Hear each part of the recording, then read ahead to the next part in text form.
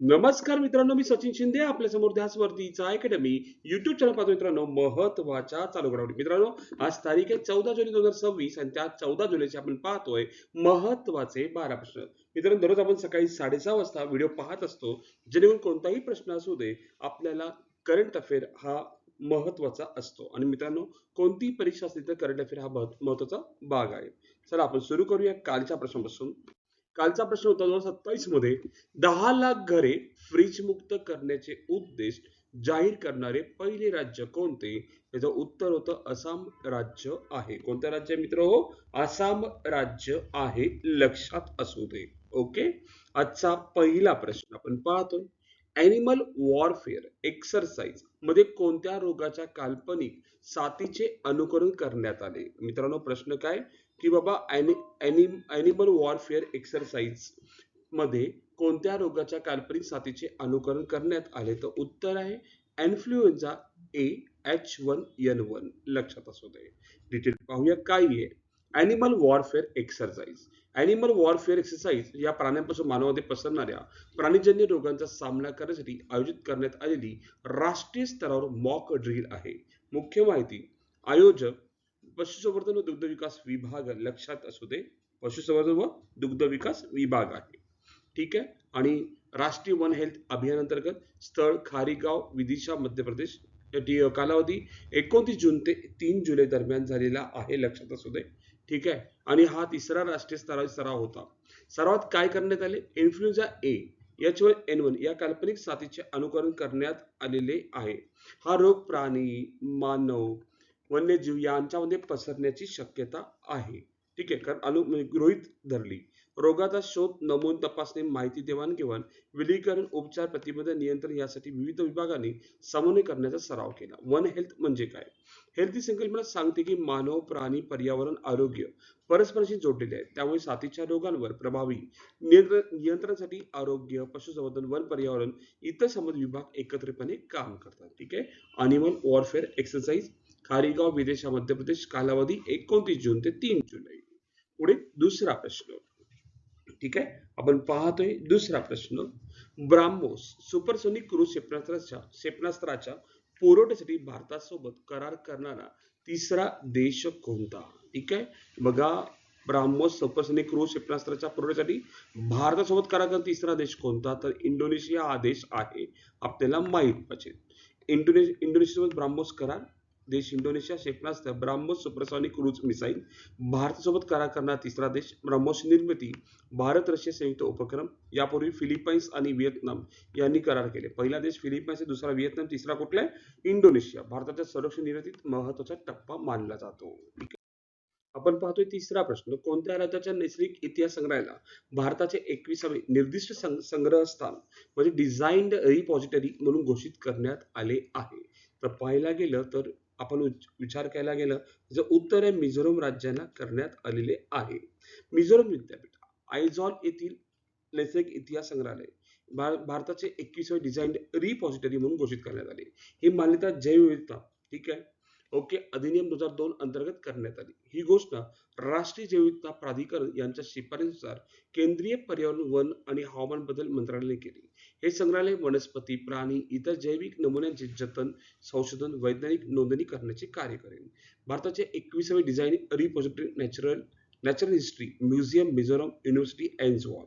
राज्य मिझोरम. कायदा biological diversity act 2002 नुसार हे करण्यात आलेले आहे. 21वे डिझाईन्ड रिपॉझिटरी म्हणून घोषित करण्यात आलेलं कोणतं आहे? मिझोरम विद्यापीठ, आयझॉल, लक्षात ठेवा.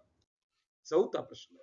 जयपूर हे भारतातील सर्वात आनंदी शहर असून जगातील कितव्या क्रमांकावर आहे?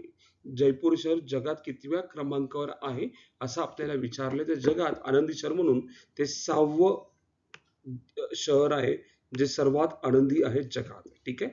6वं शहर. पाचवा प्रश्न. 2026चा कॉमनवेल्थ लघुकथा पुरस्कार कोणाला मिळाला? प्रश्न नीट ऐकायचे. 2026चा कॉमनवेल्थ लघुकथा पुरस्कार कोणाला मिळाला? तर उत्तर आहे जमीर नाझीर यांना मिळालेला आहे. जमीर नाझीर यांचे पूर्वज बिहार, भारत येथील आहेत, लक्षात ठेवा. ठीक आहे. ओके. पुढं आपण पाहूया आणखी कॉमनवेल्थ लघुकथा पुरस्कार. ठीक आहे. कोण देतं? Commonwealth foundation. सुरुवात 2002. पात्रता राष्ट्रकुल देशातील लेखक. भाषा कथा इंग्रजीमध्ये नसल्यास तिचे इंग्रजी भाषांतर सादर करता येते. बक्षीस 5,000 ब्रिटिश पाउंड. आता यामध्ये खूप इम्पॉर्टंट पार्ट काय मित्र हो, आपल्याला खूप समजण्यासारखा पार्ट काय आहे की जर इंग्रजीमध्ये कथा नसेल तर इंग्रजी भाषांतर करून ती सादर करता येते. हा पण एक पॉईंट खूप महत्वाचा आहे. 6वा प्रश्न. दरवर्षी आंतरराष्ट्रीय सहकार दिवस केव्हा साजरा करण्यात येत असतो? प्रश्न सुंदर विचारलाय. केव्हा साजरा करण्यात येत असतो? तर जुलैचा पहिल्या आठवड्याला तो साजरा करण्यात येत असतो. आंतरराष्ट्रीय सहकार दिवस हे आपल्याला माहित पाहिजे. 7वा प्रश्न.